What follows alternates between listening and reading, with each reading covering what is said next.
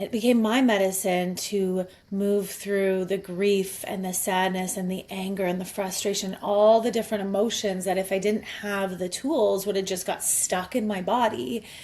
And, what's the alternative of like, I could have just ran away, gotten drunk, slept with a bunch of people, right? Got distracted by whatever, Yep. or I could go into it and actually have my divorce be the biggest medicine journey of my life.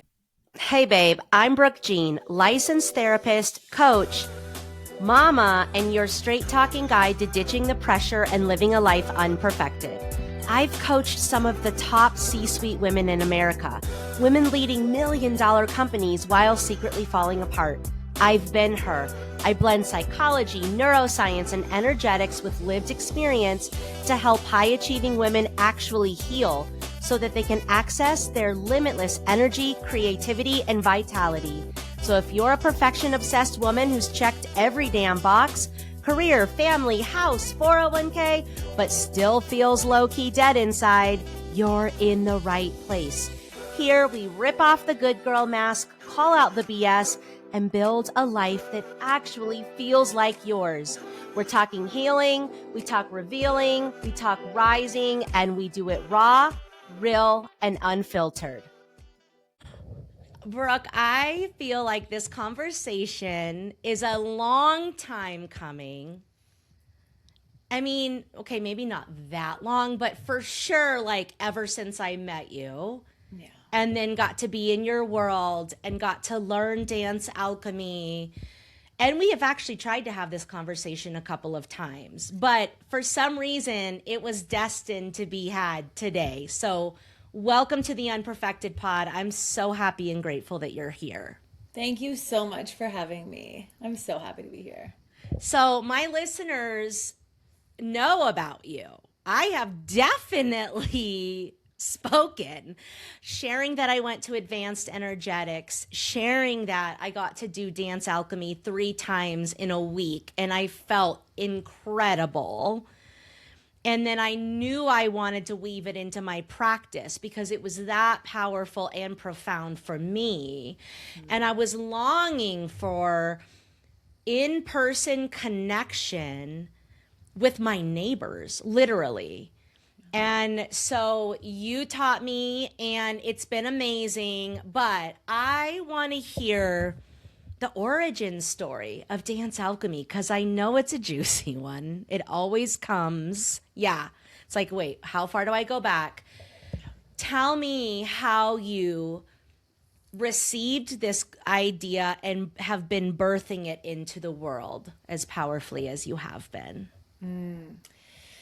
So I was living in Costa Rica and really feeling like something was shifting. I was doing coaching online and I was actually teaching female entrepreneurs how to build businesses, doing feminine embodiment, intuitive work, really just reconnecting people to their bodies. And I kept hearing this whisper that like something more is about to emerge, like your body of work is about to emerge.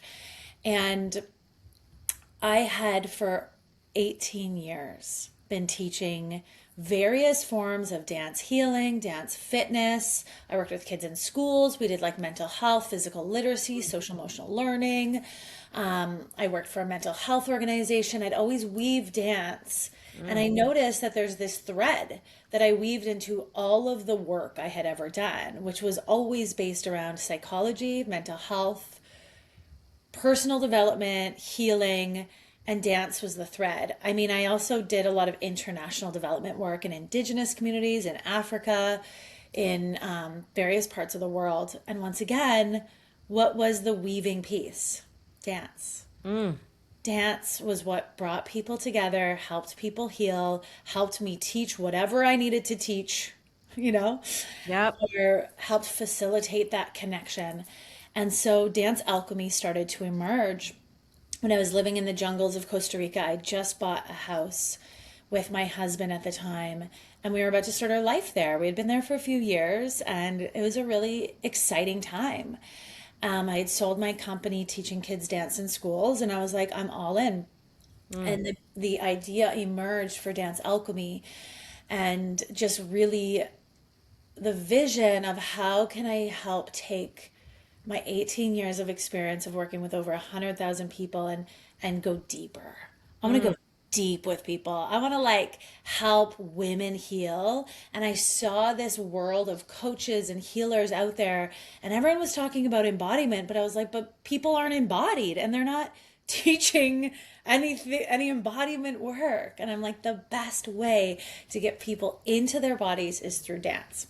Dance alchemy started to emerge. I started to, just teach classes and different things. And I launched the first round of the certification. And within a few months, my marriage ended. And I mean, it was on the rocks for a while. It doesn't just like, well, for some people it just ends. But for us, it was a deep unwinding, getting to our truths. And it was hard, but it was true. Ooh. And it was like this thing where it was like the most loving thing at that time. And we both came to it at the same time after like a year of really deep diving into, is this right for us anymore? And Dance Alchemy, that first round of the certification became my medicine. I had 11 women enrolled, and it actually was set to end pretty much to the same day that we decided to end our marriage, which I Whoa. pushed the start date back a few weeks to give myself a moment. Yeah. But it became my medicine. It became my medicine to move through the grief and the sadness and the anger and the frustration, all the different emotions that if I didn't have the tools would have just got stuck in my body. And, what's the alternative of like, I could have just ran away, gotten drunk, slept with a bunch of people, right? Got distracted by whatever.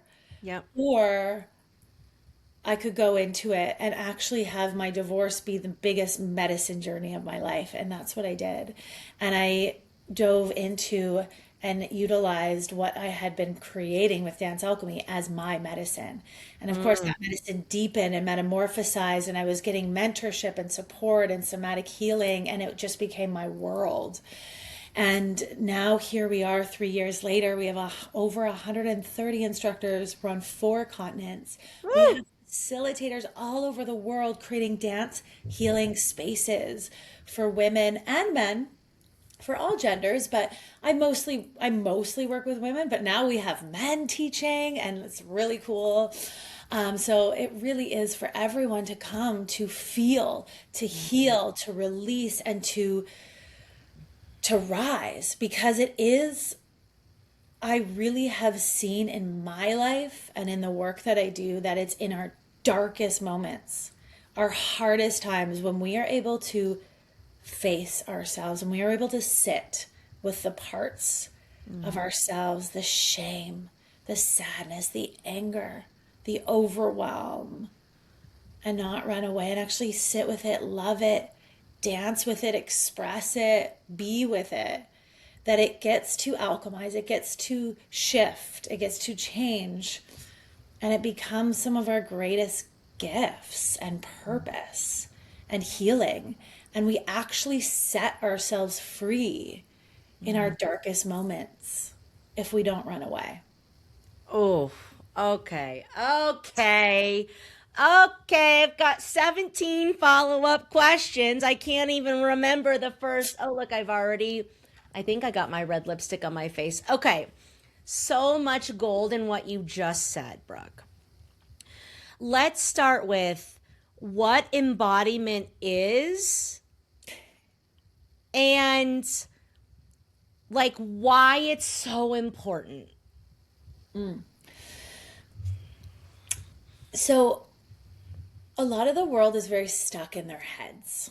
We know a lot of things. We know a lot of concepts and ideas, and in the Western world we're smart.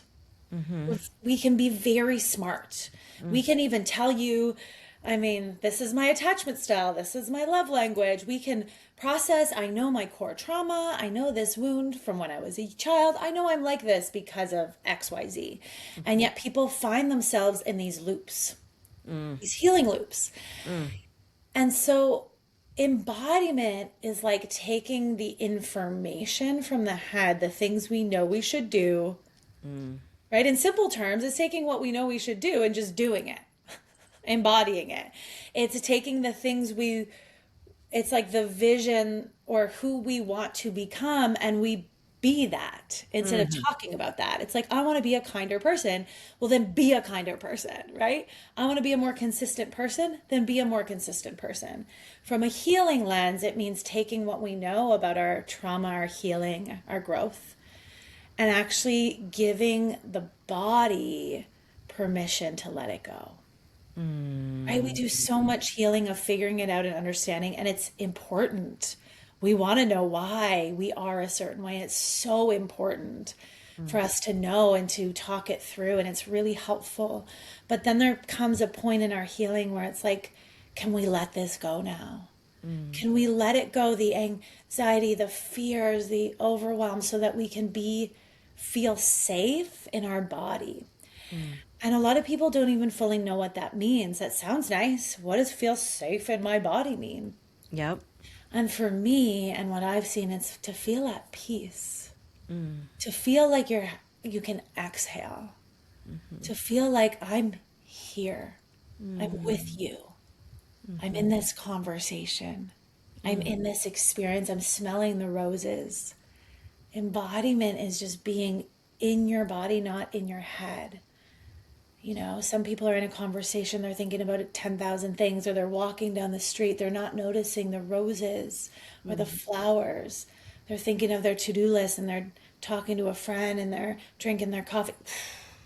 With a lot of distractions. Being embodied is being in the body. In the Yes. present moment. Okay, so good. And how does dance, and specifically the modality that you've created, Dance Alchemy, help us with exactly what you just shared? Being present, slowing down, like being in our body, not abandoning ourselves. How does dance help us with that? Dance helps us reconnect to our bodies.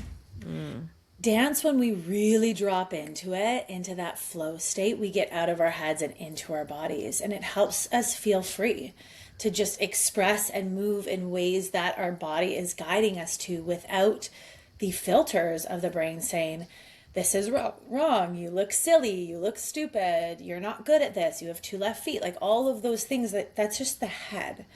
When people are in their bodies moving, none of that exists, because we all can move our bodies. And we all, when we were young kids, had the ability, when music was on, we just like move. However, you see these young kids and that's what they do. That's who we all are at the core. So Dance Alchemy specifically is really powerful in helping people get into their bodies, because I've created this modality from working with over 100,000 people. I've seen what works. I've seen what doesn't work. I've taken the somatic arc of transformation and other polyvagal theory and other somatic and trauma informed and trauma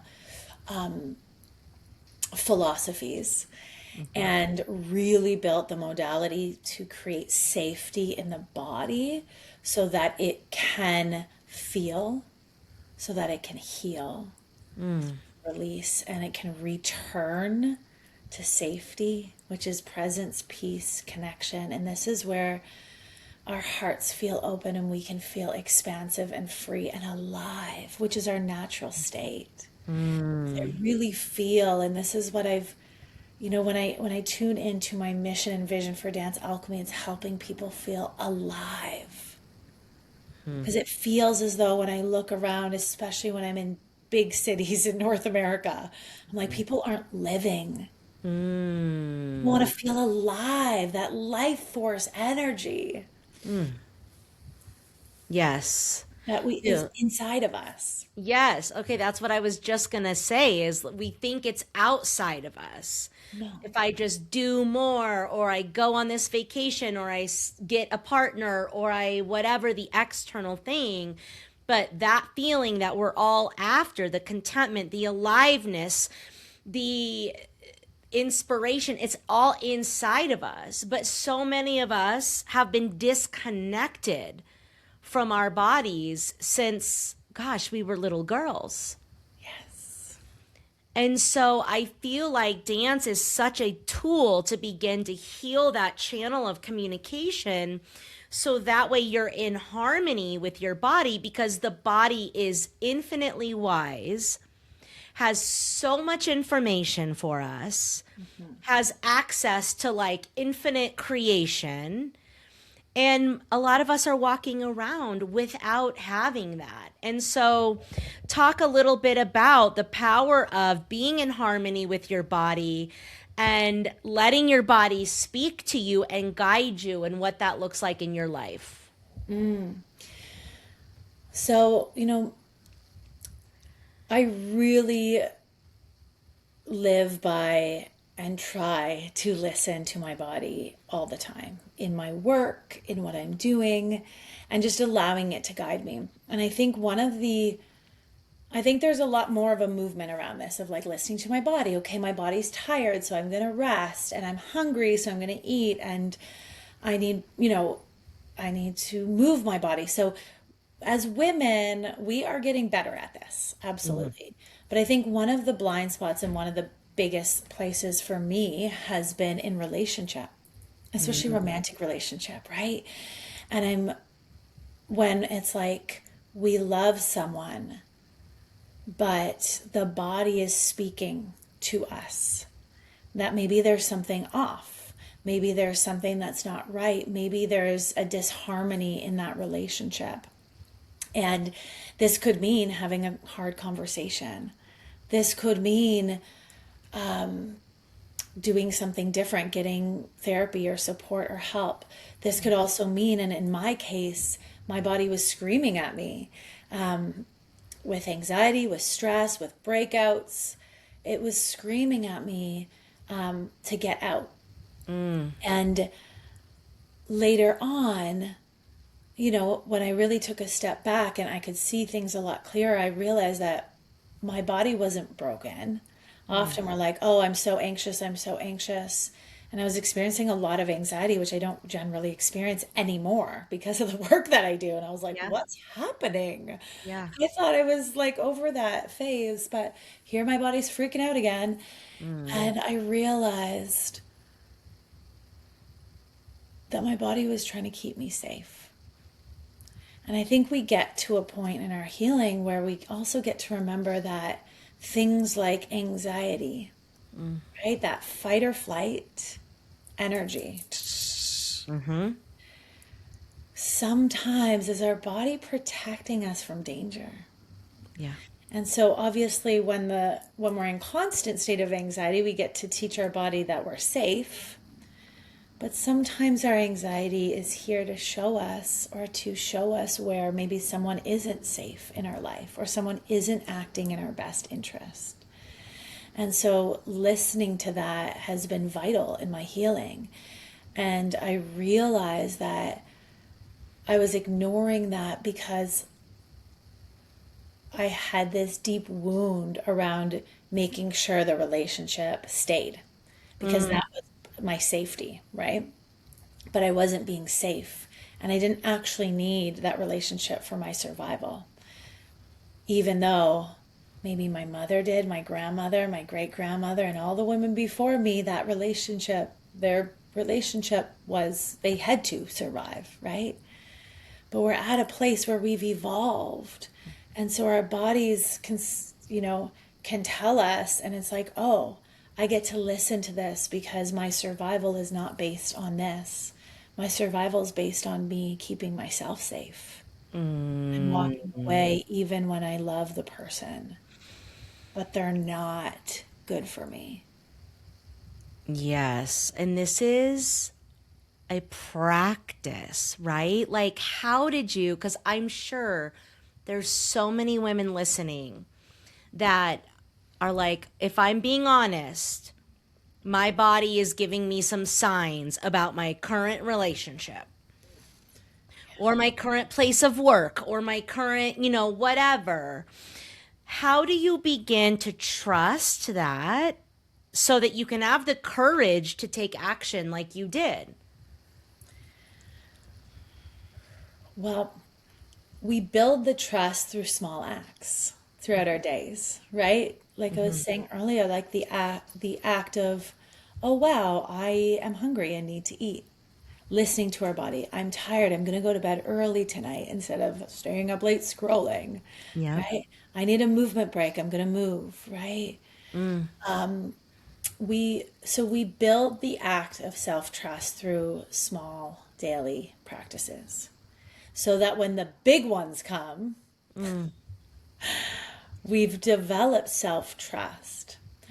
We also develop it sometimes when the big ones are here, or often when the big ones, it's like we get tested Mm. and the bigger ones are here, like in a relationship where you're like, wow, should I stay or should I go? Should I stay? Should I go? And we learn to listen.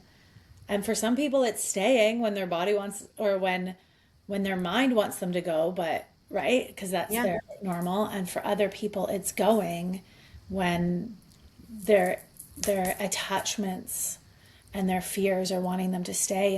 And so it really is practice. It's getting support, honestly, doing the somatic work, doing the healing work, doing the therapy, getting feedback and support. I think now more than ever, women need support in our bodies and our nervous systems. Um, because and it could be in a dance alchemy class, right, where it's like we're actually coming together and dancing and holding each other and feeling those moments of peace, those moments of clarity and truth, because truth comes in those moments of peace, even if then it comes like, oh crap, I just heard that thing Yep. and now I'm going to have to do something hard, Yes. and that sucks. Yes. That's where the trust, because it's like, that was one of the first things that I noticed when I came into the world of somatics. I was like, oh, when I slow down and I get out of my head and into my body and I heal that relationship and I start listening and I start taking action, some pretty inconvenient truths are bubbling up, bro. And oh my god, I can't deal with that. Or like it's big. And so what I like to remind women is that just because you're doing this beautiful work of connecting to your body and being open to the truth it wants to give you, you get to decide then when and what you do with it. I think so many people are afraid to like access the truth because then there's this pressure to like, well, leave your partner now or start the business now or whatever. And it's like, wait a minute. We're going mental again. We're back up in our mental, because what if you could just create safety with your truth and learn to be with it for a moment? Yeah. And then create enough safety where you explore in your body different possibilities. And over time, you're not only like accessing truth, but you're continuing to build that trust with your body. But for at least the women that I work with, and myself included, was like, I don't want the truth because then I'm going to have to do a big, hairy, scary thing. Yeah. And I had to learn, according to who? No, we don't. Life is lifey. We get to choose our paths, And so, I mean, I think of a world where women are no longer at war with their bodies or undermining the power and the truths and the creation that comes from their bodies. Yeah. And this shit literally gives me the goosebumps because it's such a powerful entity. And I feel like something as fun and playful as Dance Alchemy is such a like perfect entry point, and then you can go like as deep with it as you want to. But I love how in Dance Alchemy it's like, what does your body want to do? And how does your body want to move? And there aren't mirrors, and it's not performative, and it's not choreo, like remember all the choreo, because you're really teaching us how to bring our awareness to our bodies, listen, and act. And that is just something that I mean, all women need for sure, Yeah. or at least would benefit from. I shouldn't say need, but would really benefit from. Totally. And this is why women, we've been dancing together for thousands of years around fires, at gatherings, at weddings, at funerals, and every single culture in the world has dance. Yes. Every culture and every tribe, every community. I've been blessed to work in a lot of indigenous communities. They all have their own movement and dance. Dance is a part of the fabric of life because it helps us feel safe. It helps us process. It helps us heal. It helps us come together and connect as women, as community, and to not get so stuck in the things and in the fear and paralyzed in our bodies. I think a lot of people are living in shutdown Yeah. and paralysis Yeah. because we're not moving as freely. Dance helps us free ourselves. And yeah, and we don't have to listen to our truth, but at least we know that that's the truth. And sometimes, it takes time to process, like the amount of people that process a divorce. And it's like, I knew for a while, but I needed to get my finances, my different things in order before I felt safe to leave. And that's okay, right? Just knowing you're meant to leave a relationship or leave a job or leave a friendship or whatever it may be doesn't mean you have to do it that day.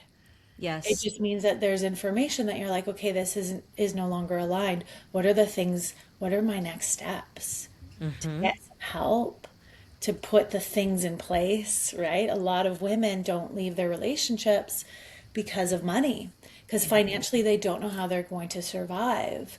And that's a very deep survival mechanism that we get to take seriously. It is a Yeah. serious thing if you Yes. don't know how you're going to survive.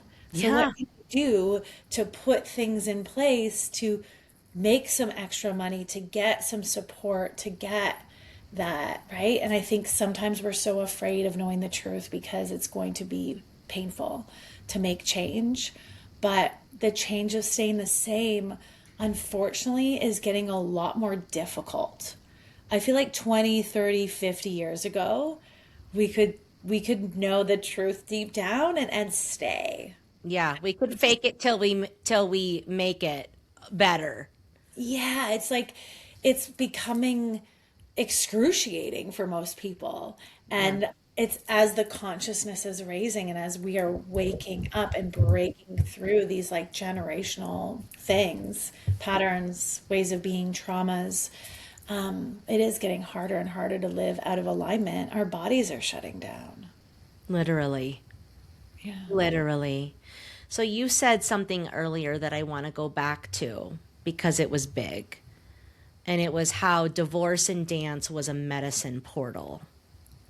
Can you tell us just a little more about that, honey? I can't just gloss over that one. We're going to have to go back to that one. Tell us more about what that was like for you because divorce is its own portal, right? It really is. It really is. I have this dear soul sister. Her name's Shalina Ayana, and she wrote this book called Becoming the One. Okay. She has an Instagram called Rising Woman. You should check her out. She's got millions of followers. She's brilliant, Yeah. and I've watched her grow. And she said to me, because she was at my wedding, her partner was in our wedding, and she said to me, she's like, divorce, like as I was getting divorced, she's like, this could be the biggest healing portal of your life if you let it. This could be the biggest medicine journey, and who you are on the other side is going to be completely different if you allow it. Because the thing with divorce or a big breakup is that it hurts. It can't not hurt. Yeah. And you have two choices. You can choose to run away, hide, numb, right? Like a lot of people do. Or you can choose to dive in deep and allow whatever's here. Because when we go through a breakup, it's literally breaking a lot of our deep trauma bonds, our deepest core wounds with our mother wound, our father wound, our attachments, our ancestral, all of the things that the women have done before us, all the patterns we repeat. It's like every major wound is open. Here we are, like a gaping open wound, which is why it hurts so bad, which is why it is a portal. And so if we were to just run away and hide and numb and da da da da, these wounds will never fully heal. But if we were actually to be like, wow, here they are on the surface, the sadness, the anger, the rage. What if I were to actually just go into it and feel it? Then it can move through and out of us, right? So now this mother wound that I've had my whole life, I can be with it. I can sit with my mother. I can sit with my inner child because it's right here. It's Mm. raw. It's on the surface. So why wouldn't I learn to love this part? Why wouldn't I want to heal it and be with it, right? My father wound, same thing. And so I just feel like part of why divorce and breakups are so painful is because it does open those deep wounds, and it's tender and it's scary.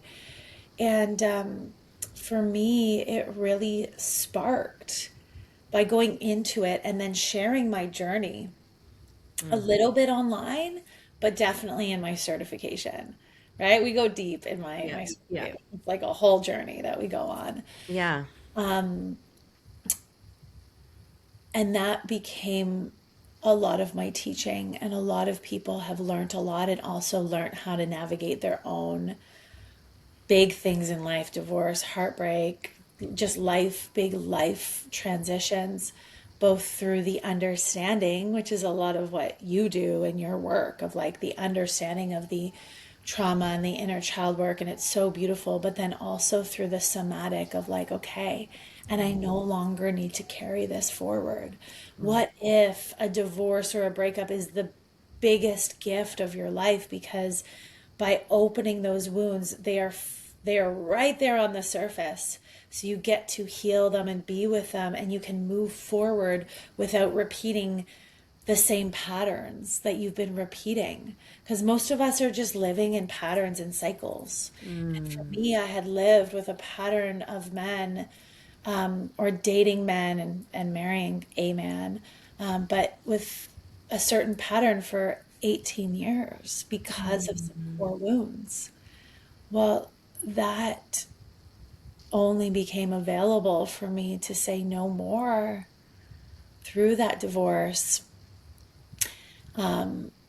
and through the last 3 years of three heartbreaks that I've also gotten to navigate, and the death of one of them Oh my have gosh. been more deep medicine in different ways that feels like it completed the cycle, the portal of healing.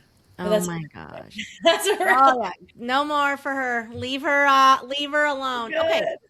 Okay, so can you give, let's break this down just a little bit further. Yeah. So, what is the mother wound that divorce triggered in you? So, for somebody that's new to these concepts of mother wound and father wound and inner child and even attachment styles, what was the pattern and what did divorce shine a light on so you could begin to recognize it, heal it, transmute it? Okay. So the mother wound, or no, this was the father wound actually. Um, the f- so there have been many things that I've uncovered and many things that I've gotten to heal, but I would say the most significant one, that is my personal core wound, was I kept attracting in men who struggled financially my whole adult life. And it was almost this savior complex, like I can save you, right? Here I am. And what I've gotten access to is to really go into why is that? And just the amount of like destruction and pain that's caused me as someone who's out there in the world doing big things, and then having these relationships with, in many cases, really good men, but they just couldn't figure themselves out in the financial way in their work and that sort of thing. And I realized it was because of my core wound, which was when I was 11. my father went to jail and my family went bankrupt. And I realized that subconsciously I was attracting these men because I was trying to save them, aka trying to save my father from going to jail and bankrupt. Because somewhere in my psyche, if I could save my dad from going to jail and going bankrupt, which an 11-year-old can't, that the things that happened then over the next decade, from alcoholism in my family and eating disorder, I experienced panic and anxiety. My family went through a ton of financial stress, like all the ripple Yeah. of what happened from that one thing. My dad almost died of cancer a few years ago later. Like it was a big decade, but it's almost like if I could save that, then we wouldn't have had to go through all that pain. Yeah. And so somewhere in there. And so I got to be with that little girl, that 11-year-old, and let her know she can't save her father. Yeah. That's not her job. Yes. And I got to set her free. And so that is one of the greatest gifts that the divorce and the breakups gave me, is the ability to be with this little girl, that it wouldn't have been so raw or on the surface. And it was one of those things that conceptually it was so confusing for me for so long. I'm like, why do I keep attracting these men? Even if they seem good on the surface, it all like falls apart at some point, or they lose everything at some point. Why? And that was my deep, karma, nervous system to heal. Yeah, that was a big one for me. Wow. Thank you so much for sharing that, honey. I have like so much love for little Brookie right now. And just like, we subconsciously choose partners to finish business. Yeah. You wanted to finish some business. That was not a closed loop. That was a very traumatic, compounded traumatic experience for little Brookie. And you wanted to close that loop by fixing a partner. And this is what people don't understand. We're subconsciously trying to solve problems that hurt. Yeah.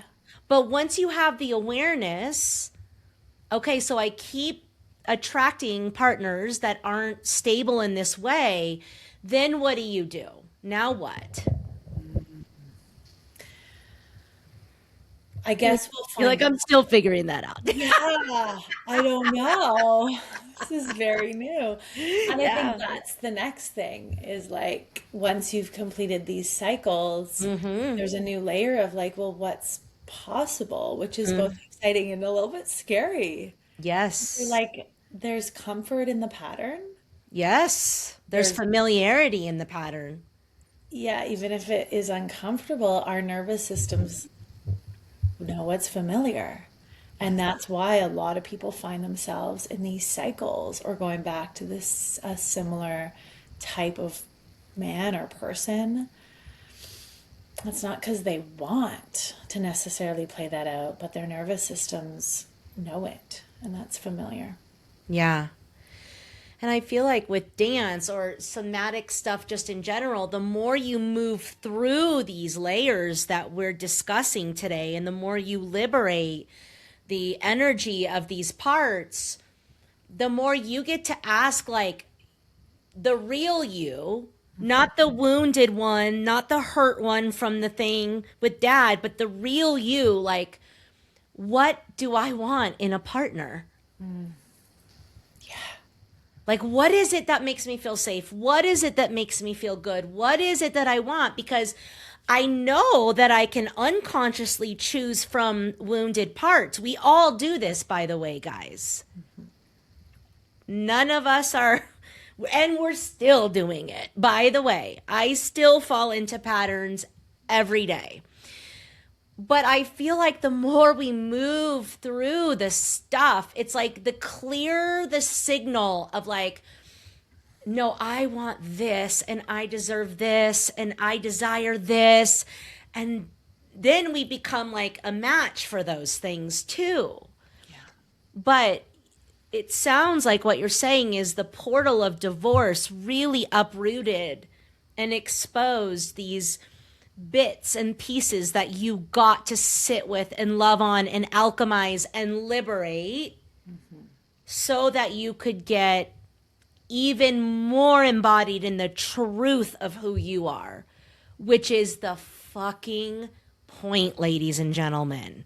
Yes. Sure is. It sure is.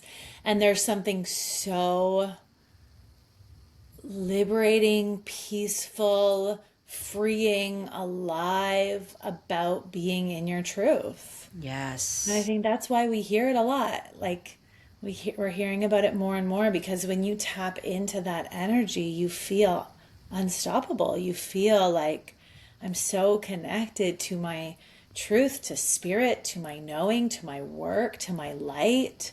It just all makes sense. Yes, honey. So, speaking of that, being connected, what is your big vision for Dance Alchemy? Like, where are you going next with it? Like, what is the thing when you close your eyes at the end of the night and you can just be like, this is the legacy or the mark that I want to leave on humanity? You know, when I tune into Dance Alchemy, I really just see that we are like an army of light workers that are igniting and creating dance. And it's like igniting light, turning light on all over the world, infusing the world with movement and dance. When we do that, there's so much joy and connection and community. And the deepest healing happens in community through dance. And so for me, my big vision is having thousands of facilitators, leaders who are out there facilitating, you know, both in their communities, small groups, bigger groups, large groups, but also on the global stages. You know, we have facilitators now presenting at conferences and festivals and events, as well as myself. And so I just really see women rising in their leadership, in their confidence, and bringing more movement and dance and safety in our bodies. Because this isn't just a dance party, it's not just a dance class. This is really a deep healing modality that also infuses a lot of light, playfulness, and fun.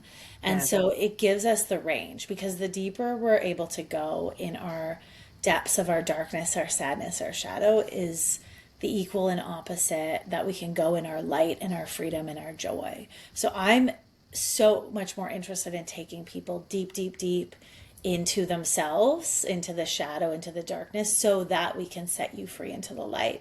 And so I just really know that Dance Alchemy is going to set millions and millions of people free in their bodies, in their beings, in their hearts, in their lives.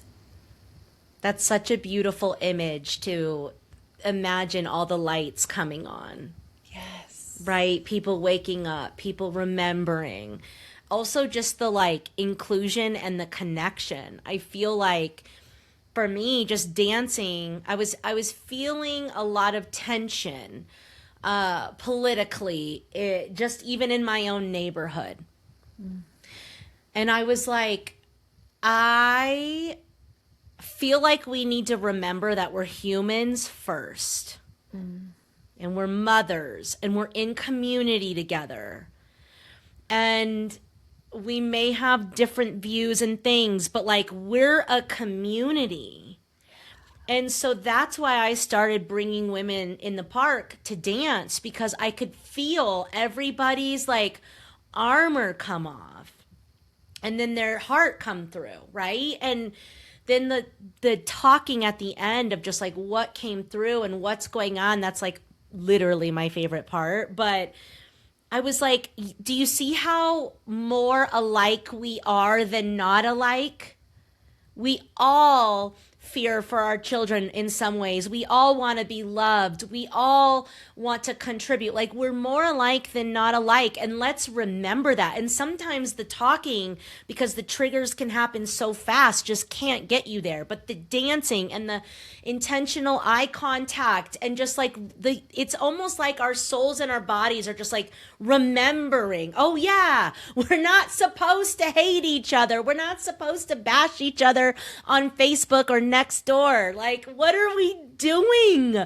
We're community. And that has been such a beautiful gift in my world. And I feel like anybody that comes to Dance Alchemy experiences it in their own way. But for me personally, the community and the connection and the remembrance of truth and love has been fucking epic. So it's so good, honey. It's so good. We'll clip that and make it a testimonial. Please do. Please do. And I'm just so proud of you. I'm so proud of you for, taking the class, experiencing the vision, and then being like, I'm not a dancer, but I want to get people dancing because I know what this is doing for me. So I'm going to step outside my comfort zone. I'm going to learn to facilitate so I can create this community, because something happens. And I've seen this all over the world with so many different cultures. Something happens when people come together and dance. Yes. It's just incomparable to literally anything else.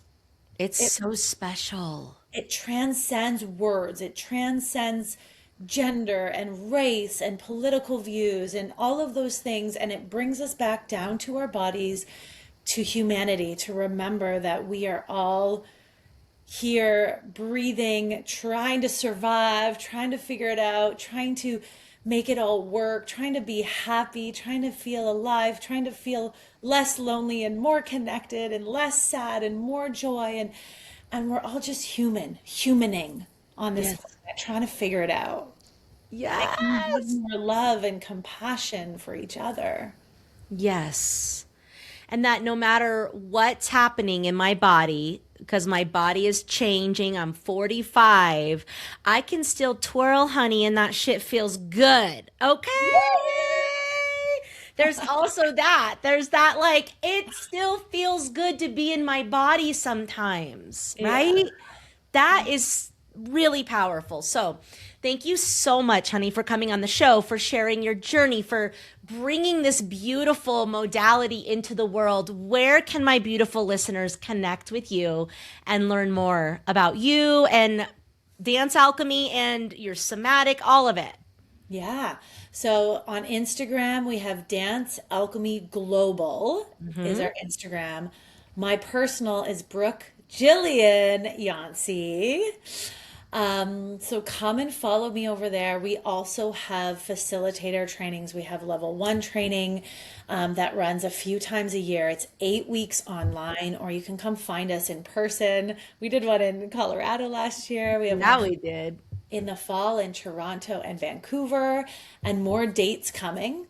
We also have an 8-month certification. So if you want to dive deep into somatic healing, dance, inner child work, emotional alchemy, all of the juicy things, and go on your own deep personal journey and emerge as a somatic movement leader, if that calls to you.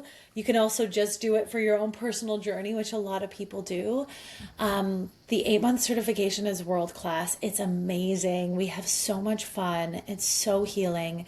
And the next one will start in the fall. So if you message me, you can get on the pre-sale price. Just message me and let me know you heard it on Brooke's Unprotected. Unperfected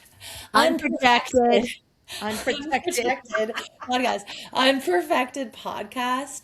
Yeah. And I'll give you an extra sweet little discount there. So thank you for having me. Yes. Okay, we'll drop that link, or just your email or whatever's easiest, all in the show notes so people can find you. But thank you, my love. Let's keep dancing together. Let's keep raising consciousness together. And I've never met another Brooke that I loved. So thank you for being the one and only.